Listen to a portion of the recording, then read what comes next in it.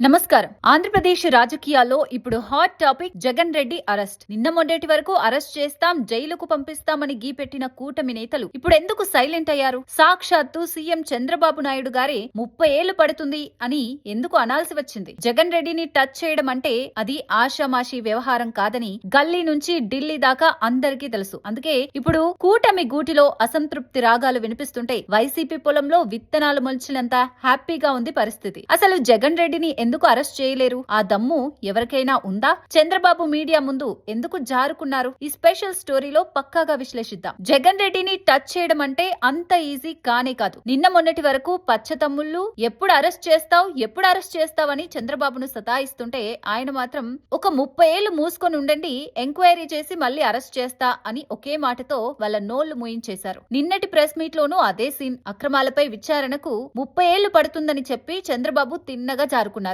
దీన్ని బట్టి సీన్ అందరికీ అర్థమైపోయింది. జగన్ రెడ్డిని టచ్ చేయటం నా వల్ల కాదు అని బాబు చెప్పకనే చెప్పేశారు. ఎందుకంటే జగన్ రెడ్డికి అరెస్టులు, జైళ్లు కొత్తేమీ కాదు. ఆయన డక్కా మెక్కీలు తిన్న నాయకుడు. పొరపాటున ఇప్పుడు అరెస్ట్ చేస్తే ఆయనకు వచ్చే సింపతి అమాంతం పెరిగిపోతుంది. ఇప్పటి వరకు ఉన్న పాపులారిటీ డబుల్ అవుతుంది. ఇక బయటికి వచ్చారా, ఎట్టి పరిస్థితుల్లోనూ మళ్లీ జగనే సీఎం. ఇది రాసి పెట్టుకోవాల్సిందే. మరోవైపు కేంద్రంలోని పెద్దలు మోదీ, అమిత్ షాల ఆశీస్సులు కూడా ఇక్కడ ముఖ్యం. స్టేట్ లెవెల్లో గవర్నర్ పర్మిషన్ అస్సలు దొరకదు. ఎందుకంటే అధికారంలో ఉన్నా లేకపోయినా ఎన్డీఏ సర్కారుకు ఆపన్న హస్తంలా నిలిచింది జగన్ రెడ్డి. రాజ్యసభలో ప్రతి బిల్లుకు మద్దతిస్తూ కేంద్రానికి అండగా నిలిచారు. జగన్ గట్స్ ఏంటో, ఆయన మాట ఇస్తే ఎలా ఉంటుందో మోదీకి బాగా తెలుసు. అందుకే జగన్ అరెస్ట్ కు కేంద్రం నుంచి గ్రీన్ సిగ్నల్ రావడం దాదాపు అసాధ్యం. నిజానికి ఇప్పుడు జనాల్లో చర్చ వేరే లెవెల్లో ఉంది. కూటమి చెప్పిన 6 గ్యారంటీలు అమలు చేయడంలో సర్కార్ అట్టర్ ఫ్లాప్ అయిందనే టాక్ వినిపిస్తోంది. జగన్ ఉంటే పరిస్థితి వేరేలా ఉండేది. జగన్ అయితేనే పక్కాగా చేస్తాడు అని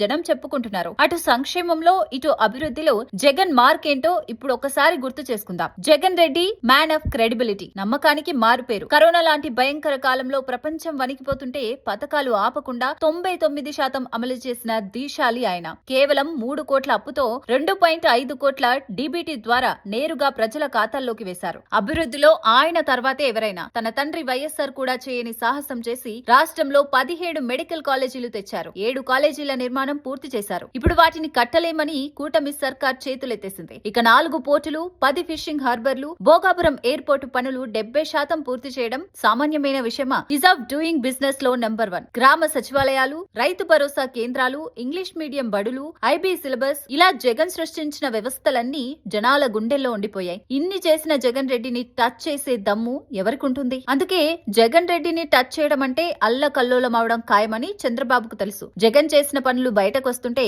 ఏం చేయాలో పాలుపోక ఎంక్వైరీ పేరుతో కాలక్షేపం చేస్తున్నారు. మొత్తానికి జగన్ రెడ్డి గడ్స్ ముందు కూటమి సర్కార్ డిఫెన్స్ లో పడిపోయిందనేది వాస్తవం. ఈ స్టోరీపై మీ అభిప్రాయాన్ని కామెంట్ చేయండి. మరిన్ని పొలిటికల్ ఇంట్రెస్టింగ్ వార్తల కోసం చూస్తూనే ఉండండి. గంట నొక్కడం మర్చిపోవద్దు. Thank you.